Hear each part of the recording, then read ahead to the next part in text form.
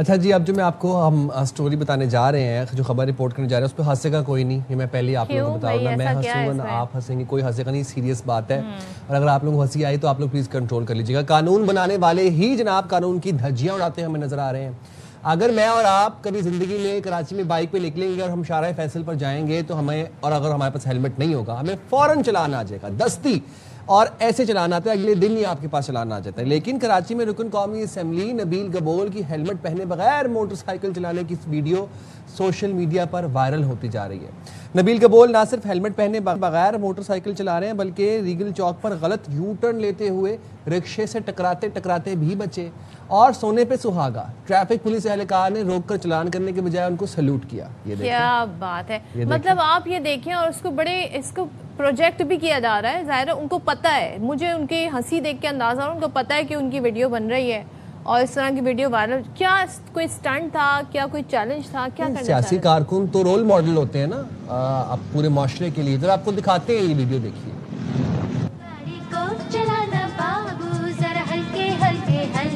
کہیں دل کا جام نہ چھلکے، دل کا جام کہیں نہ چھلکے، گاڑی کو چلانا بابو، گاڑی کو چلانا بابو، ذرا ہلکے ہلکے ہلکے ہوتا تو اس کی پڑ ہو جاتی. اور ہیلمٹ نہ پہنے پہ ماں سلیوٹ ہو رہا ہے.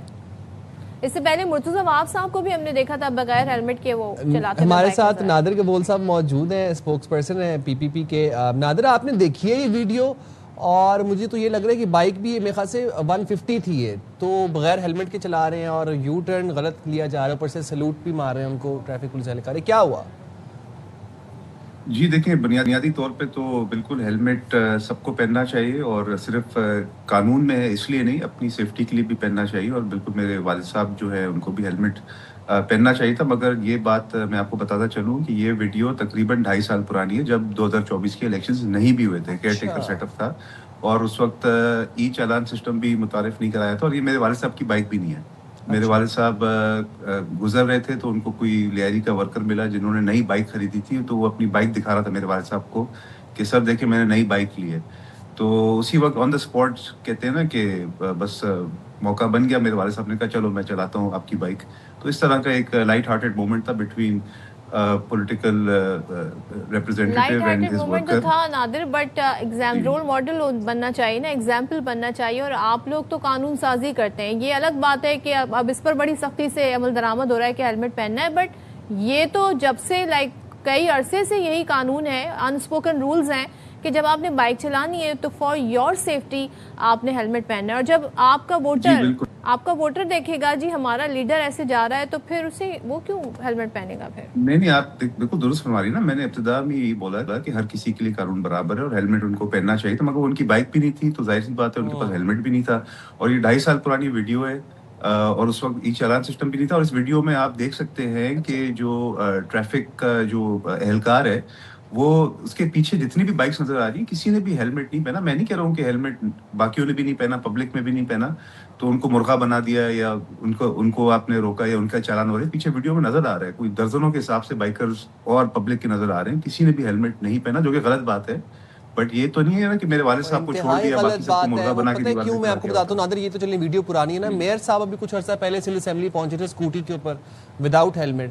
تو بات پھر وہ یہ کہ جب لیڈران کو ایسے دیکھیں گے قانون کی خلاف ورزیاں کرتے ہوئے تو پھر نوجوان جو ہیں، جو یوتھ ہے، وہ کیسے؟ آپ درست فرما رہے ہیں، اس پہ کوئی دو رائے نہیں ہے. قانون سب کے لیے برابر ہے. بٹ اگین یہ میرے والد صاحب کی نہ بائک ہے نہ ان کے پاس اس وقت ہیلمٹ موجود تھا. ایک ورکر گزر رہا تھا لیاری کا، اس نے نئی بائک خریدی تھی. اس نے میرے والد صاحب کو پہچان لیا، بولا سر دیکھیں میں نے نئی بائک خریدی ہے. تو اس کے لیے ورکر کی خوشی کے لیے مطلب اس نے شاید آفر کیا کہ سر آپ ٹرائی کریں. تو اس وقت بھی حالانکہ ہو سکتا ہے میرے والد صاحب منع بھی کر سکتے تھے کہ بھائی آپ نہیں، میں آپ کی بائک نہیں چلانا چاہتا ہوں. پر اس کا دل رکھنے کے لیے بائک چلا لی. بٹ یہ اوبیسلی کنٹروورشل ہو گیا کیونکہ ان کے پاس ہیلمٹ نہیں تھا.